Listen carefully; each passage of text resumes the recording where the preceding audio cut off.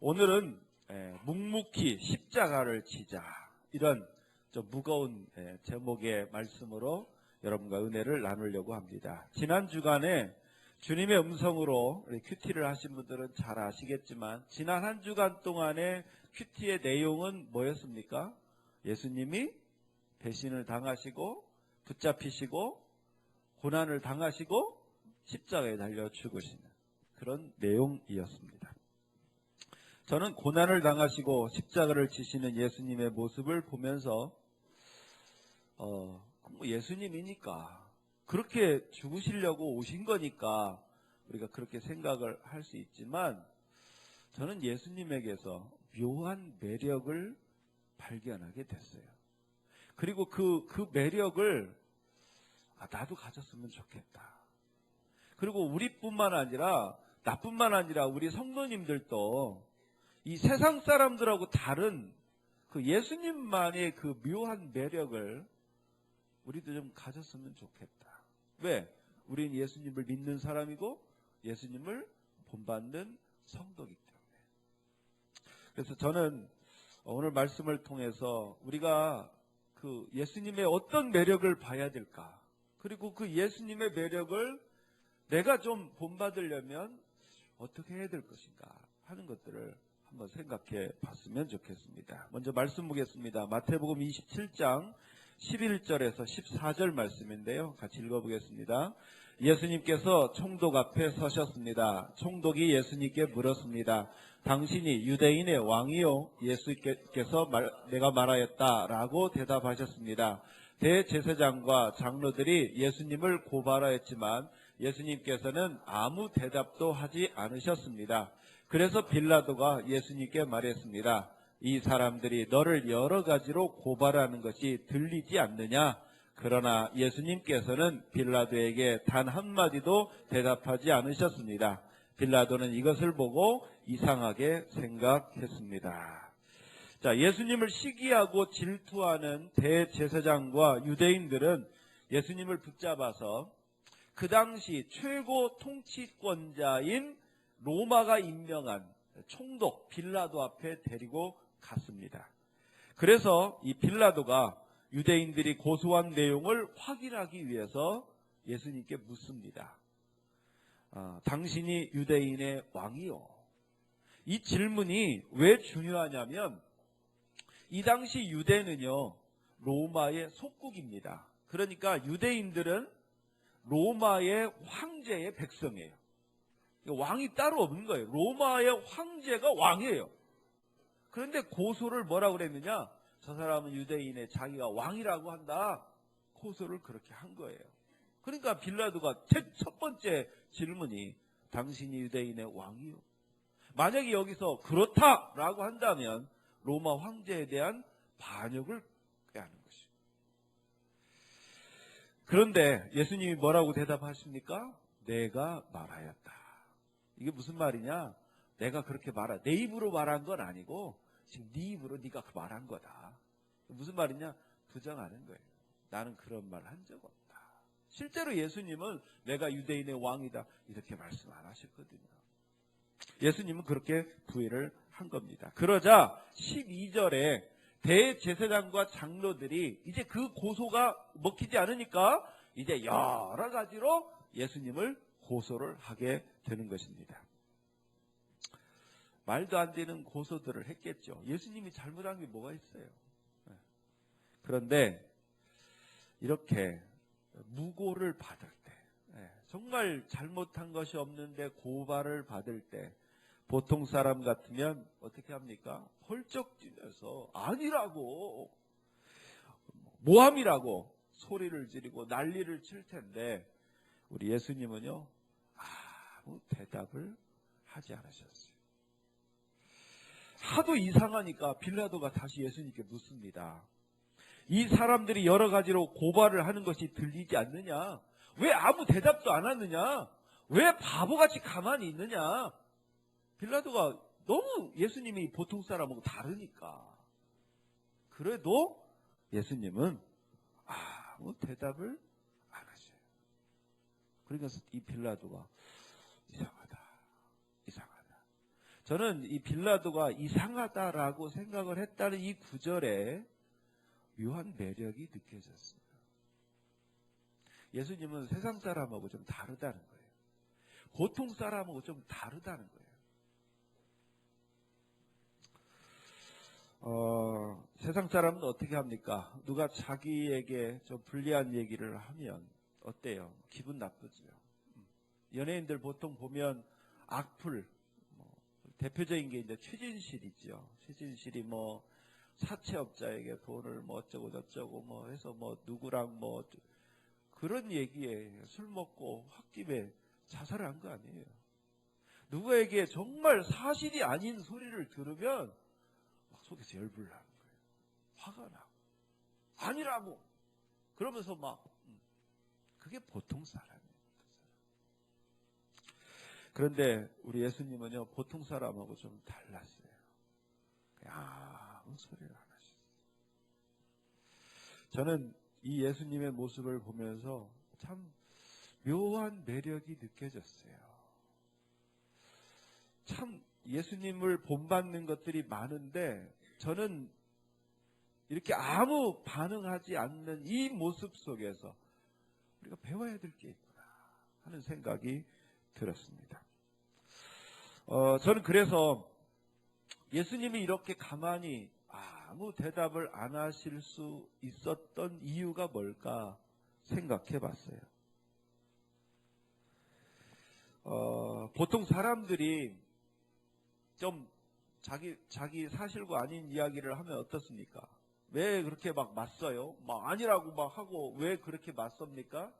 맞서는 이유는 단 하나예요, 하나. 내가 그렇게 안 하면 나만 손해보고 나만 억울하고 나만 나쁜 사람 되고 나만 바보가 되기 때문에 그렇게 하는 거예요. 이 세상 그 누구도 나를 알아주지 않고 보호해주지 않고 대변해주지 않기 때문에 나라도 나를 대변하고 아니라고 해야만 하기 때문에 누가 나한테 좀 엉뚱한 소리를 하면 발끈하는 거예요. 그렇죠?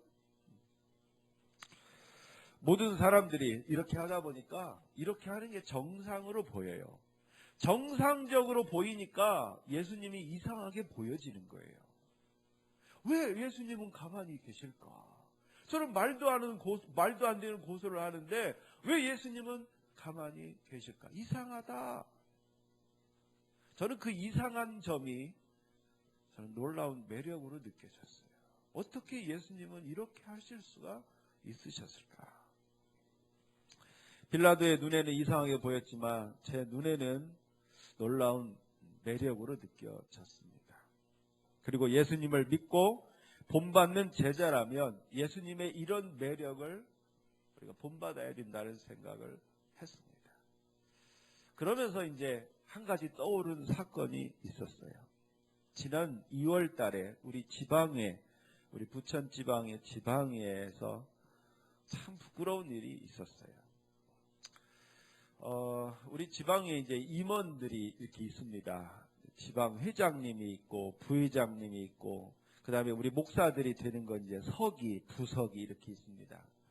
보통 이제 부회장이 회장이 되고 서기가 부회장이 되고 부서기가 서기 되고 그 다음에 부서기 한 사람을 뽑아요. 보통 한 사람이 나오면 자동으로 부서기가 되는 거예요. 근데 이번에는 4명이 나왔어요. 4명이. 4명이 나오면서 그 중에 2사람이 박빙이 됐어요. 그러면서 서로 나 찍어달라고 선거운동을 했어요. 목사님들 별것도 아닌데 그런 걸 한다고요. 근데 그런 와중에 재밌는 일이 부천에 저 삼광교회라고 좀 큰 교회가 있는데 거기 이제 어떻게 보면 부목사인데 뭐 독립한 것처럼 이렇게 돼서 한 목사님이 좀 전혀 의아스럽게 갑자기 나온 거예요. 이 양반이 딱 나오고 뭐 이러니까 그 큰 교회 목사님이 이제 막 밀어준다 이런 생각들을 다 했죠. 그래서 임원들끼리 농담 삼아서 그런 얘기를 했습니다. 오늘 뭐 그 목사님이 이렇게 밀어준다면서 이런 얘기를 하고 웃었어요. 그 웃었대요. 내가 그 자리에 없었으니까. 그런데 그러고 지나갔는데 임원회 때 난리가 난 거예요. 난리가. 이건 사실이 아닌데 나한테 이런 얘기를 했다고. 내가 억울하다고. 막 그 목사님이 그런 얘기를 하고. 그러니까 이제 부회장 하다가 지방의장 될 목사님이 그럼 내가 사퇴하면 되겠냐고. 그 사퇴를 해버렸어요. 갑자기 이제 지방의장이 없어지는 상황이에요. 그러니까 그때 나도 같이 농담 삼아서 얘기했는데 그럼 나도 사퇴한다고. 그러니까 이 부회장 사퇴, 서기 사퇴, 부서기 사퇴 다 사퇴한 거예요. 임원이 하나도 없는 거예요. 그거 가지고요 11시부터 시작한 것이 오후 4시까지 갔어요. 4시까지. 이걸 어떻게 할 것인가. 그러다가 결국 부서기로 된 사람, 이푸부한 사람들이 득표 수대로 부회장하고 서기하고 부서기하고 그런 식으로 어떻게 보면 좀 웃지도 못할 그런 어이없는 상황이 벌어졌어요. 참 이게 왜 이렇게 됐는가. 제가 이제 이런 논란이 된 분들을 찾아가서 물었어요. 난 지금 진실을 알고 싶다. 근데 진실은 단 하나예요. 하나. 나는 아닌데 그 사람이 그런 얘기를 했다. 이거. 다른 사람이 나를 어떻게 생각하느냐. 기껏 그 감정 하나 때문에 그 많은 사람들이 그 묻지 못할 상황이 벌어진 거예요.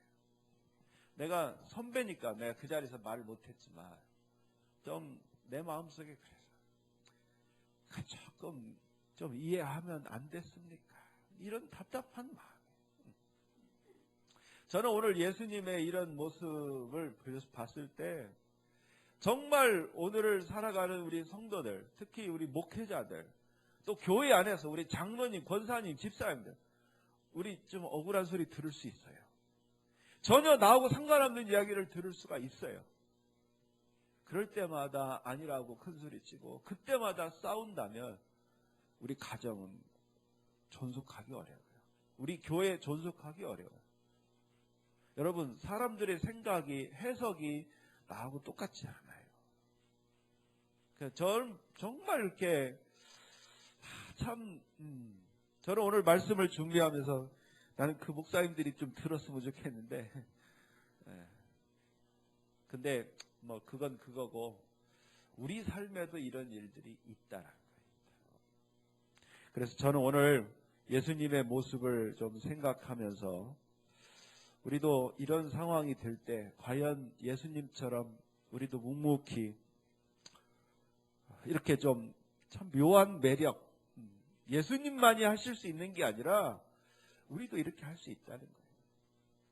저는 생각해 봤어요. 예수님이 이렇게 그런 말도 안 되는 고소와 고발을 당할 때도 묵묵히 있을 수 있었던 것, 예수님의 그 십자가의 길을 묵묵히 갈 수 있었던 비결이 무엇일까 생각해 보니까요, 3가지가 있어요. 첫째는 내가 이렇게 십자가를 지는 것이 살아계신 하나님의 뜻이라고 예수님은 확신했기 때문에 묵묵히 십자가의 길을 걸어가셨던 것입니다.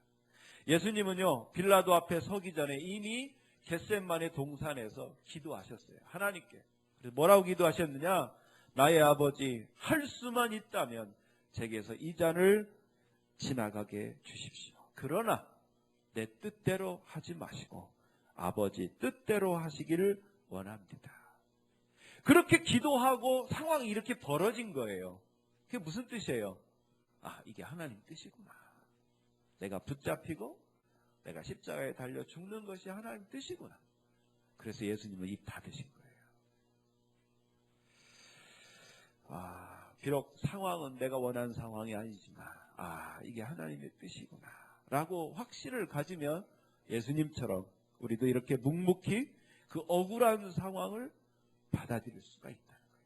두 번째, 살아계신 하나님은 다 보고 계신다는 사실을 예수님은 믿었기 때문입니다. 우리 말씀 한번 볼까요? 마태복음 6장 6절 말씀인데요. 읽겠습니다. 기도할 때에 골방에 들어가 문을 닫고 숨어 계시는 내 아버지께 기도하여라. 숨어서 보시는 내 아버지께서 내게 갚아주실 것이다. 우리 한번 따라서 하겠습니다. 숨어서 보시는 하나님. 여러분, 내가 하나님이 안 보이니까 하나님도 나 안 보일 거라고 생각하지 마십시오. 내가 하나님은 안 보여도 하나님은 나를 보고 계셔요. 예수님은 분명히 확신을 갖고 계셨어요.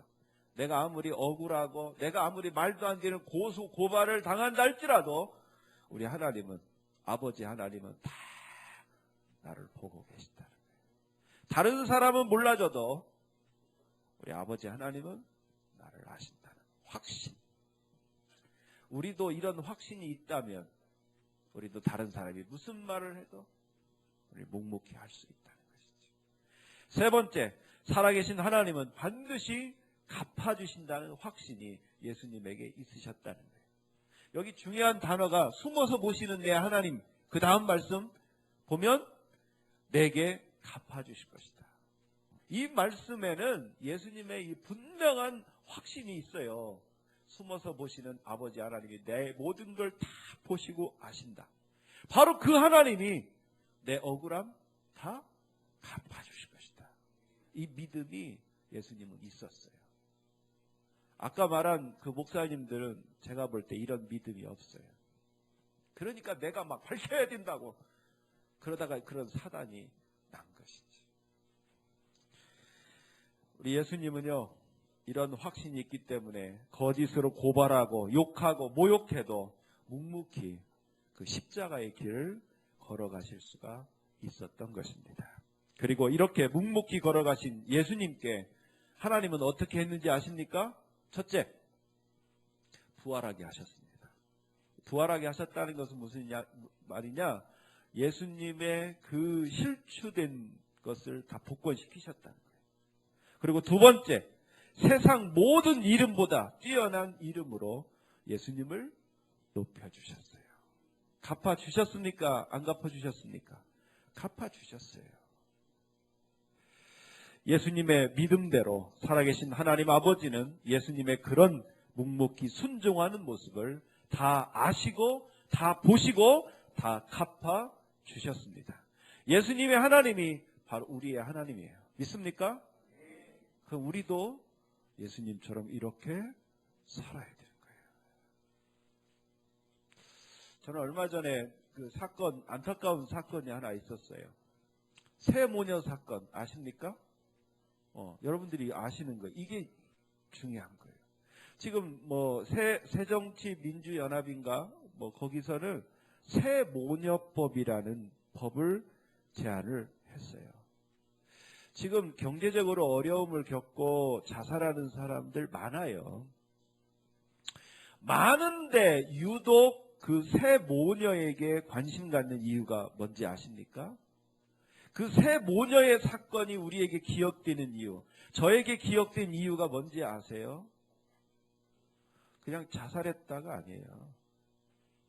저는 그 새 모녀의 이야기를 듣고 마음이 짠했어요.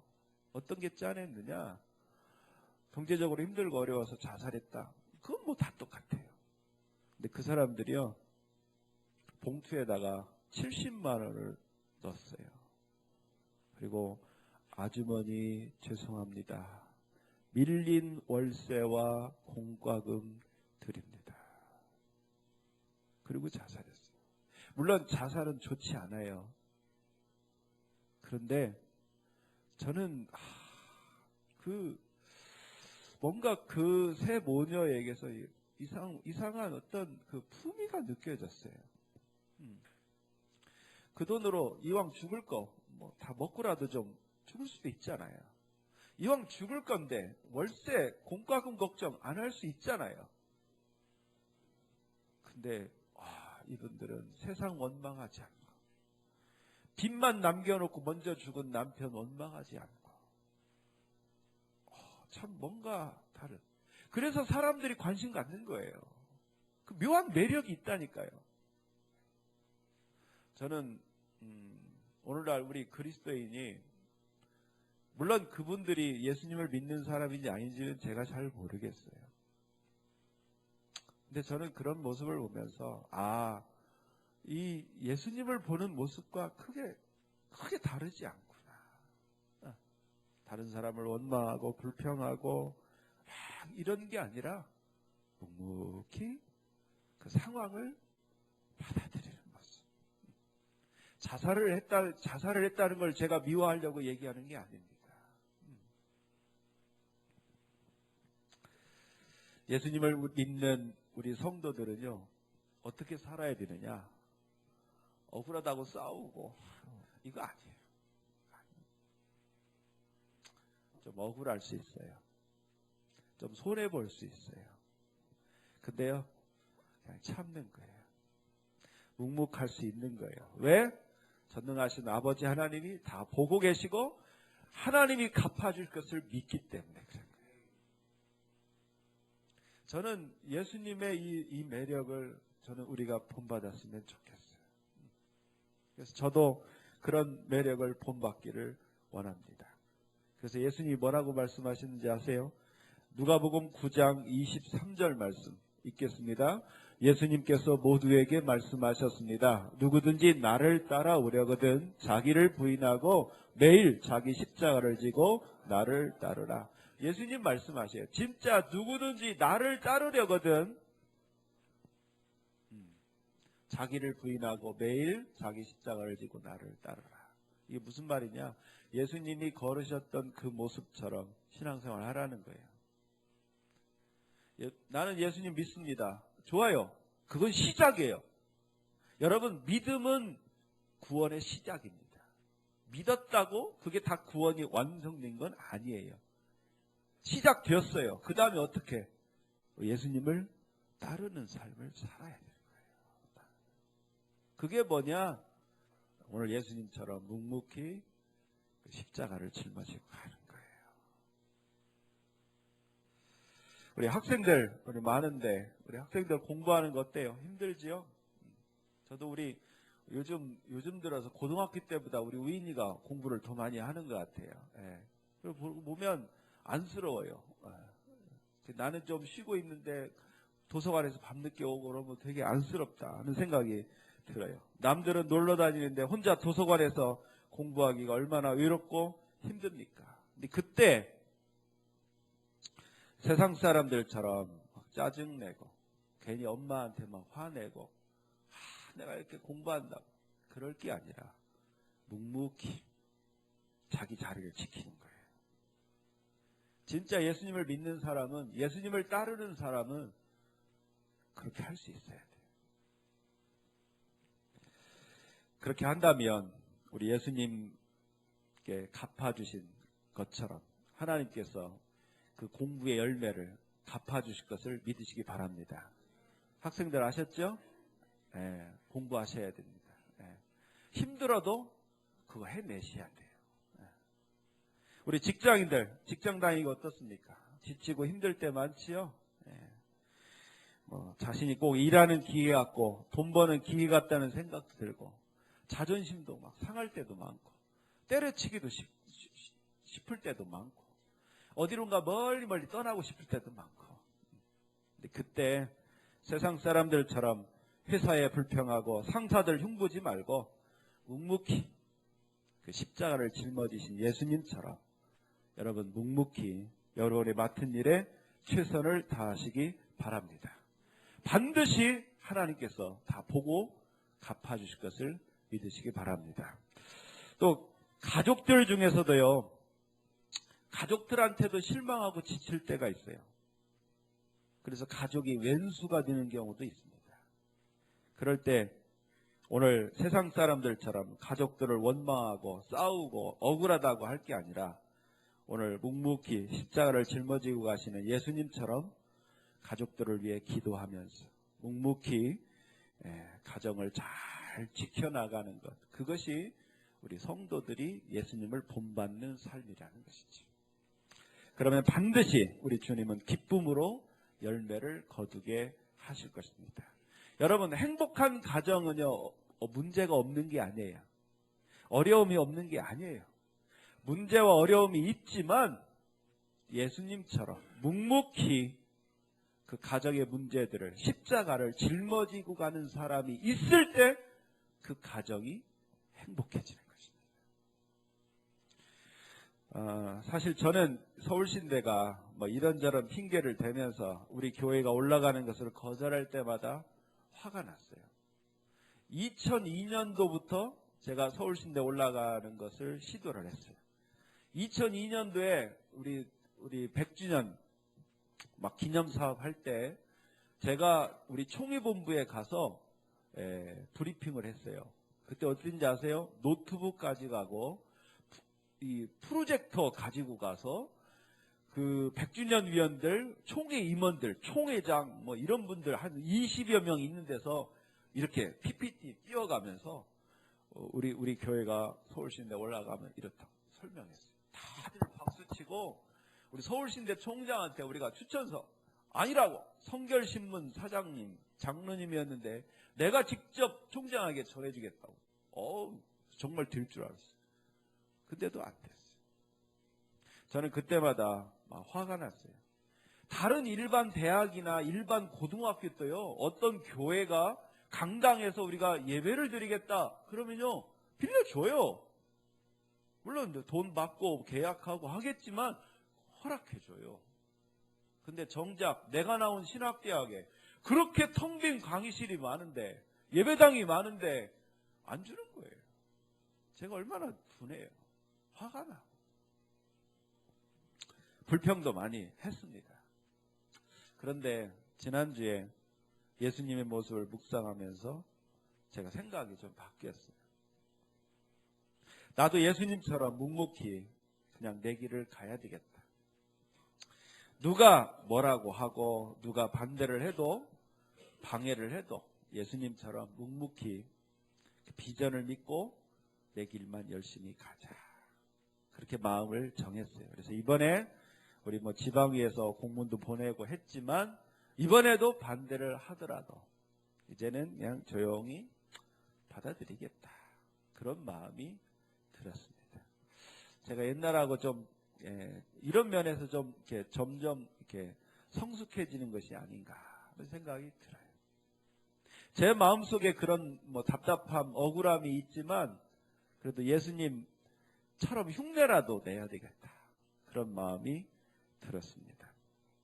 사랑하는 성도 여러분, 우리는 예수님을 믿는 성도입니다. 예수님을 믿기만 하는 것이 아니라 예수님을 본받고 따르는 예수님의 제자가 되어야 됩니다. 그러려면 오늘 묵묵히 십자가를 짊어지고 가시는 그 예수님의 모습을 우리도 본받았으면 좋겠습니다. 정말 예수님을 믿는 사람이 누구냐? 오늘 이 모습처럼 가정에서나 직장에서나 교회에서나 묵묵히 하나님은 다 보시고 아신다. 하나님은 갚아주신다. 어떻게 보면 세상 사람들은 바보 같다고 등신이라고 할 수 있어요. 왜? 세상 사람들은 그렇게 살면 더 깔보고 더 함부로 하고 더 무시하니까. 근데 우리는 전능하신 아버지 하나님이 다 보고 계셔요. 갚아주실 것을 우리는 믿습니다. 예수님이 바로 그런 모습을 우리에게 보여주신 거예요. 좀 힘들고 지치고 억울하더라도 살아계신 하나님이 원하시는 뜻이라면 하나님이 다 보시고 아시고 반드시 갚아주실 것을 믿고 저와 여러분도 우리 예수님처럼 좀 묵묵히 일했으면 좋겠습니다. 가정에서도 직장에서도 교회에서도 또 사람 관계 속에서도 조금 좀 내 생각하고 다를 수 있어요. 좀 억울할 수도 있어요. 근데 걱정하지 마세요. 우리 공정하신 주님, 공평하신 주님은 다 보시고 아시고 갚아주실 것을 믿으시기 바랍니다. 그래서 우리 이렇게 묵묵히 십자가를 짊어지신 예수님을 온 세상에 존귀한 이름으로 만드신 것처럼 우리 하나님께서 살아계신 하나님께서 나도 이렇게 인도하시고 갚아주실 것을 믿으시기 바랍니다. 저는 우리 교회 다니는 사람이 왜 이렇게 욕을 얻어먹을까? 간단한 것 같아요. 바로 이 예수님의 모습을 본받지 못하고 같이 맞서 싸우는 거예요. 좀 묵묵히 우리 하나님께 맡기고 우리 예수님처럼 묵묵히 십자가를 짊어지는 저와 여러분들이 되시길 주님의 이름으로 축원합니다.